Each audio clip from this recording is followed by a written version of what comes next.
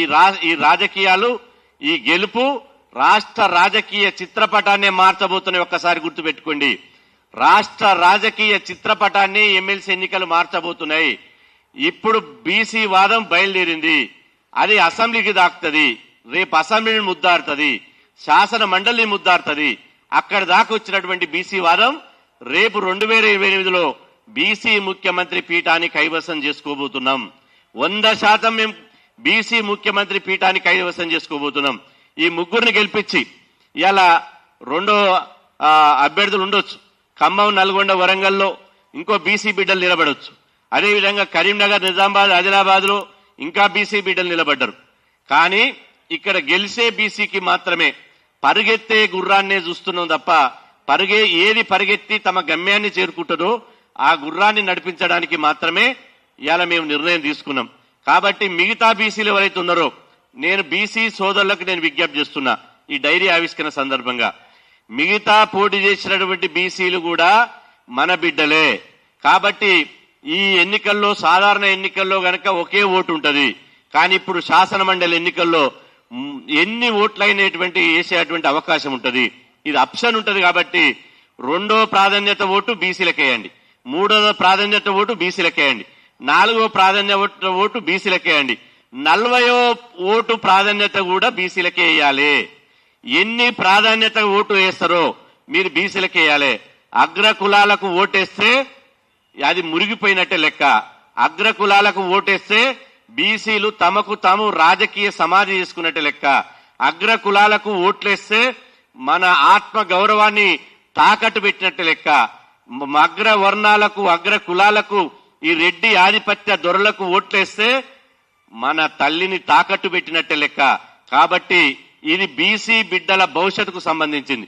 ఇప్పటికే నేను అంటున్నా, ఇవాళ పిఆర్టీయు అంటే ఎవరు నిలబడ్డారు? ఇప్పుడు పిఆర్టీయు అట. పిఆర్టీయు అంటే ప్రోగ్రెస్ రికగ్నైజ్డ్ టీచర్స్ యూనియన్. అది పేరు మాత్రం అట్లా పెట్టుకున్నారు. అది ప్రోగ్రెస్ రికగ్నైజ్డ్ టీచర్స్ యూనియన్ కాదు. పి అంటే పక్క, ఆర్ అంటే రెడ్డి, టీ అంటే టీచర్, యు అంటే యూనియన్. పక్కా రెడ్డి టీచర్ యూనియన్. ఇవాళ మేము ఆరోపణలు చేయడం లేదు. వాళ్లకు వాళ్లే మాది 100% రెడ్డి టీచర్స్ యూనియన్ అని వాళ్లే చాటి చెప్పుకుంటున్నారు. ఎందుకు? నల్గొండ, ఖమ్మం, వరంగల్లో శ్రీపాల్ రెడ్డి అనే ఒక రెడ్డి వ్యక్తికి టికెట్ ఇచ్చారు. అదేవిధంగా కరీంనగర్, నిజామాబాద్, ఆదిలాబాద్, మెదకులో వంగ మహేందర్ రెడ్డి అని ఒక రెడ్డికి టికెట్ ఇచ్చారు. అంటే 2 స్థానాల అవకాశం వస్తే ఒక టీచర్స్ యూనియన్ 2 రెడ్లకే ఇస్తాయా? పిఆర్టీలో సభ్యత్వం తీసుకుంది మేము, పిఆర్టీ జెండా మోసింది మేము. పిఆర్టీలో ఇప్పుడు కోట్ల ఫండ్ ఉందంటే మా బీసీ టీచర్ల శాలరీస్ నుంచి కట్ అయిపోయినాయి. పిఆర్టీ నిలబడ్డదంటేనే బీసీ, ఎస్సీ, ఎస్టీ, మైనార్టీల త్యాగాలతో నిలబడితే నల్లగొండల ఓ రెడ్డి, కరీంనగర్లో ఒక రెడ్డి, ఇంకా 2 ఎమ్మెల్సీ ఎన్నికలు ఖాళీ అయినా పిఆర్టీ మళ్ళా ఇంకో 2 రెడ్లకే ఇస్తే తప్ప బీసీలకు ఇచ్చేటువంటి అవకాశం లేదు. కాబట్టి పక్కా రెడ్డి టీచర్స్ యూనియన్ బీసీలు ఓటు అనే ఆయుధం చేసుకుని దీని పాతాళంలోకి పాతి పెట్టాలని చెప్పి ఈ సందర్భంగా మేము పిలుపునిస్తున్నాం. ఇది ఖచ్చితంగా నల్గొండలో శ్రీపాల్ రెడ్డి, నర్సిరెడ్డి, అదేవిధంగా కరీంనగర్ లో వంగ రవీందర్ రెడ్డి, అదేవిధంగా నరేందర్ రెడ్డి, అంజిరెడ్డి. ఎంత అన్యాయం అండి!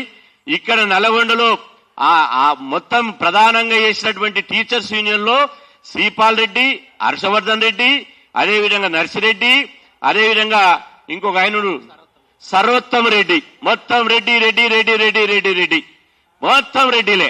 అందుకనే బీసీ, ఎస్సీ, ఎస్టీలకు చీమునెత్తురు ఉంటే నిజంగా మీరు ఆత్మగౌరవమైనటువంటి బిడ్డలం అయితే 100కు 100% గెలిపించడమే కాదు, వాళ్లకు డిపాజిట్లు రాకుండా చేసే బాధ్యత బీసీ, ఎస్సీ, ఎస్టీ సమాజం తీసుకుంటుంది అని చెప్పి సందర్భంగా తెలియజేస్తున్నా. మీరు ఎట్ట గెలుస్తారు? 0.5% ఉన్నోళ్ళు, 5% ఉన్నోళ్ళు గెలుస్తారా? నేను అంటున్నా, ఈ రెడ్లు గెలిచి ఏం చేస్తారని అడుగుతున్నా. ఈ రెడ్డి మేము బక్క రెడ్లకు వ్యతిరేకం కాదు. మేము ఈ వేదిక సాక్షిగా సార్, పెద్దలు చిరంజీవి సార్ ఉన్నారు, మేమేదైనా మాట్లాడితే మందలిచ్చే అధికారం ఉంటది. మేము బక్క రెడ్లకు వ్యతిరేకం కాదు. బక్క పల్చబడినటువంటి, పేదరికంలో ఉన్నటువంటి, రెక్కాడితే డొక్కాడినటువంటి, కూలీనాలు చేసుకున్నటువంటి అగ్ర కులాలకు మేము వ్యతిరేకం కాదు. ఆ కులాలకు వ్యతిరేకం కాదు. ఇట్లా మాకు రావాల్సినటువంటి సీటును పూల రవీందర్కి రావాల్సిన సీటును శ్రీపాల్ రెడ్డి, నర్సిరెడ్డి, హర్షవర్ధన్ రెడ్డి, ఇంకొక రెడ్డి, మల్లారెడ్డి, వంగ రవీందర్ రెడ్డి, పుల్లారెడ్డి దన్నుకపోతుంటే మేము ఊకుంటామా? మాకు చీమినెత్తురు లేదా? కాబట్టి ఆధిపత్యం చేసేటువంటి మా సీటును, మా ఓట్లను గద్దొచ్చి కోడి పిల్లని దన్నుకపోయిన విధంగా ఎట్లా తన్నుకపోతుర్రో ఆ రెడ్లకు మాత్రమే మేము వ్యతిరేకం తప్ప వీళ్లకు కాదు. కాబట్టి ఇవాళ మా బీసీలను కాపాడుకోవాలని చెప్పి సందర్భం తెలియజేస్తున్నా. నేను చివరిగా చెప్పేది ఏంటంటే, ఇవాళ తెలంగాణ రాష్ట్రంలో బీసీల రాజకీయ శకం ప్రారంభమైంది.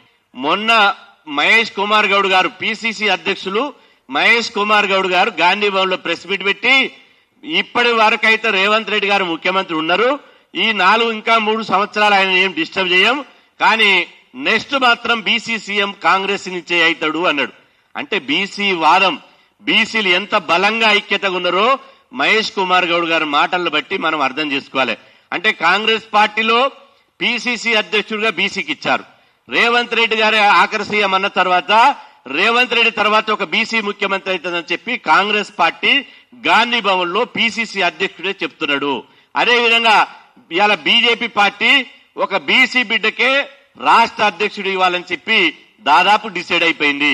ఇప్పటికే బీజేపీ పార్టీ కూడా మేము ఎప్పటికైనా బీసీ ముఖ్యమంత్రి, మేము అధికారంలోకి వస్తే బీసీ నినాదంతో పోతాం, బీసీ ముఖ్యమంత్రి వాదంతో పోతాం, నినాదంతో పోతాం. అయ్యా మా దొరవారు 13 నెలలకెళ్లి ఫామ్ హౌస్కి వెళ్లి బయలుదేరిండు.